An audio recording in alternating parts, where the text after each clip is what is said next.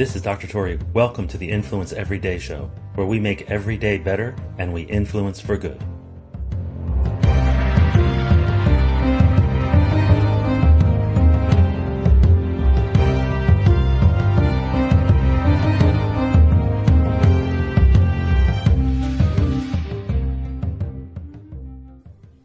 It's not fair. You always win. We're not playing anymore. That's what my kids said to me when we were playing a game called Snake Oil. They said, it's not fair because you know influence and persuasion and hypnosis and all this stuff, so you win every time. So Snake Oil is a game that I purchased on Amazon. It's hilarious. It's a game that we have a lot of fun when we play. And in fact, I've turned it into a workshop.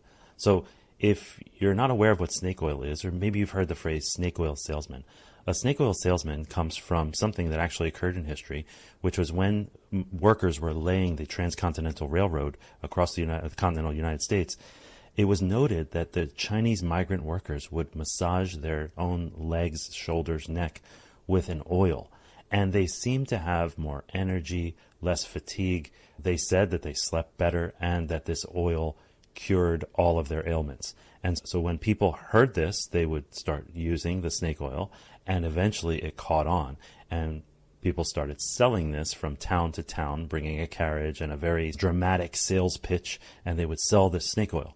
Well, it turned out when the FDA started testing different medicines and things that were out there, one of the first things they tested was something called Clark Stanley snake oil. And it turned out that there was no snake oil in it at all. So it's not known whether or not the migrant Chinese workers were using snake oil and it was working. But what is known is that the people who were later selling so-called snake oil basically bottled cheap oils and started going around pitching it like it would cure all the diseases that people had. Pox, rheumatism, and all the other things, and the terms that they used back then.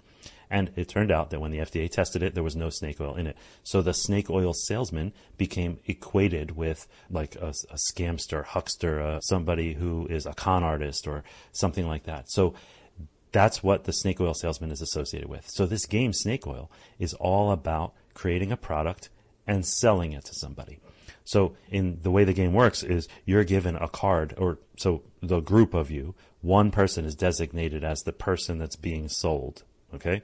So you might be a diva or a zombie or a ninja or a samurai or a kindergartner or a pregnant woman or what have you.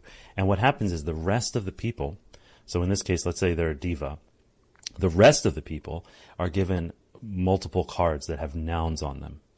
And their job is to combine two cards into one product, right? So they're given multiple cards.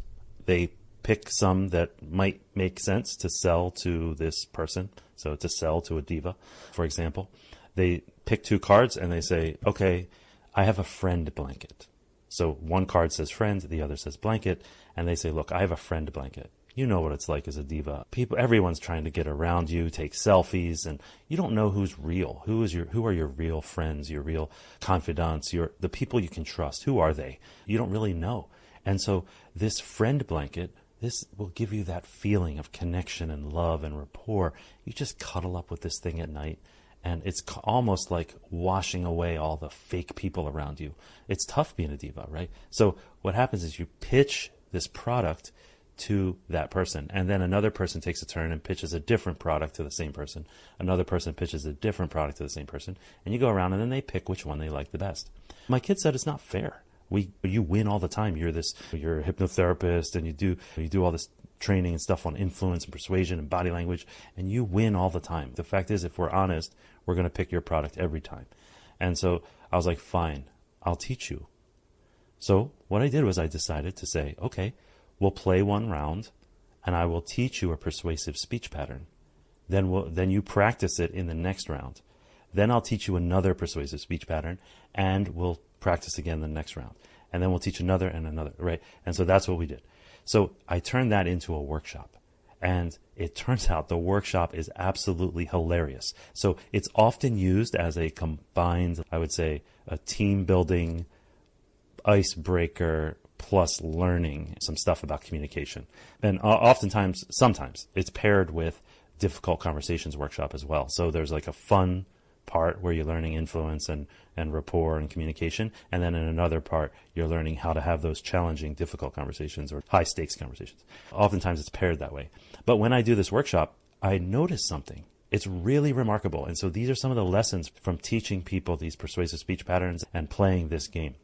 First thing, before I teach anyone anything, it is remarkable.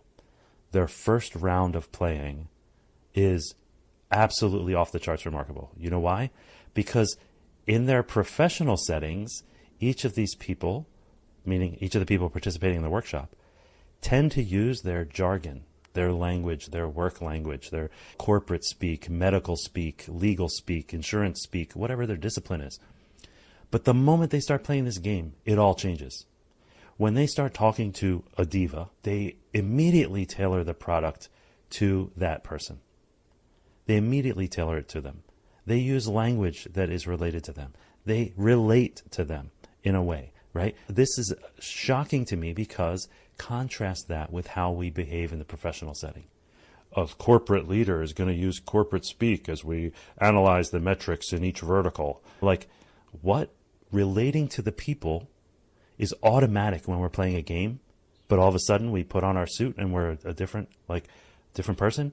You know, a physician walking in and talking to a diabetic about their risk reduction of, no, like that's a teacher and she's a single mom and she's worried about how she's going to care for her kids. Like, if you go in there with that, it's a completely different conversation. You can move them in the direction that is best to move them in. You can influence them in a way that is best to influence them. So it's shocking to me how automatic it is in a game, and then how we switch it off. So I point that out usually in the workshop, and people are like, they look around like, oh my God, this guy's right. They're like blown away by this fact, right? They tailored it to the zombie. They're better at speaking to a zombie than they are to their own frontline staff. Anyway, when you point out the contrast, it's shocking. And they realize that they already have the skill. All they have to do is change their frame a little bit.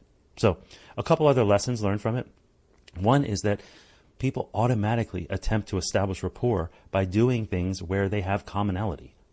They start to talk about the things where they have commonality. They start to establish rapport, increase liking, and all those things that you learn about in other influence trainings and things like that. So it's automatic.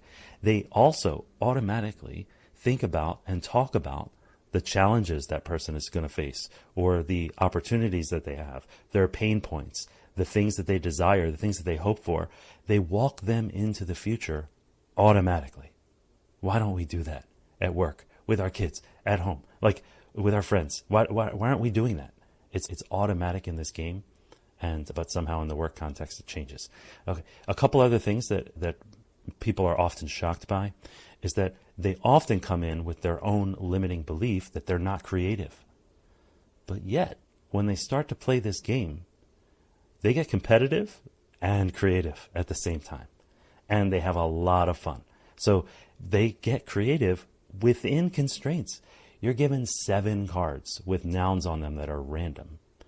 And you pick 2 of those, combine it, and sell it to a princess or a hunter or something, right? That is an act of creativity.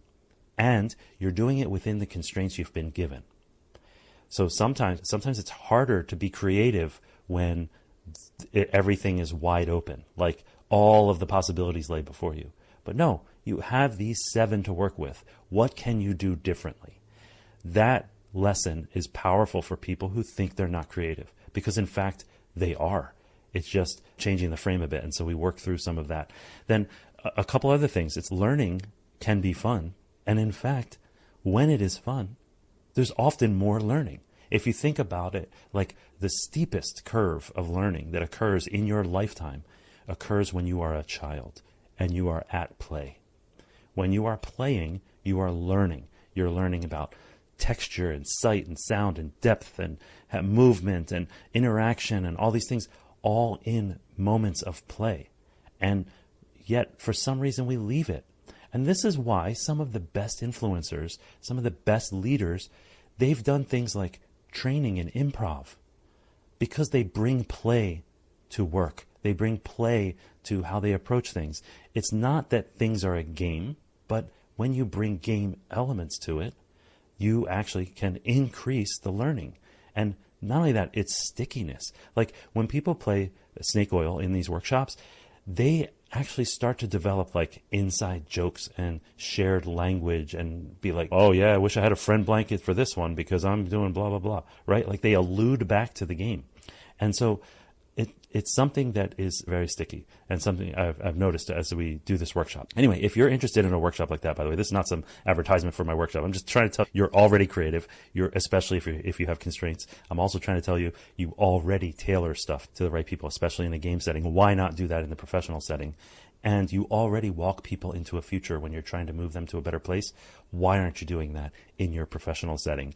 So that's the main point of this. But I also want to say, if you are interested in bringing the snake oil workshop to your workplace or your team or your community, you can go to drtori.com/speaker, drtori.com/speaker. There you can schedule a discovery call. It can be any kind of speaking, by the way. It doesn't have to be the snake oil workshop, but this snake oil workshop is particularly fun and particularly sticky. Like it's hilarious.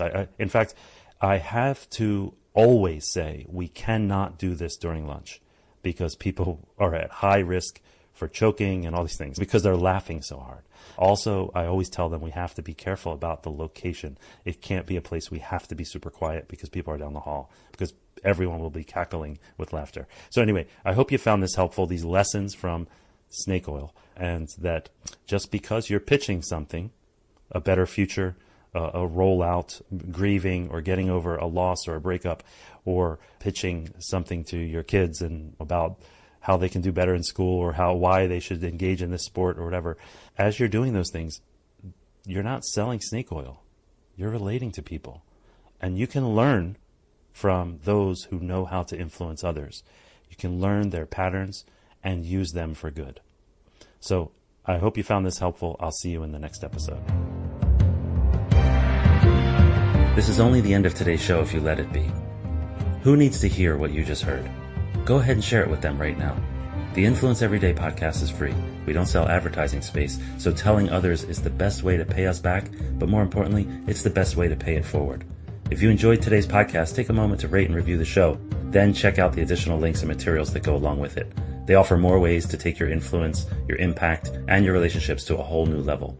Now go forth and influence for good every day.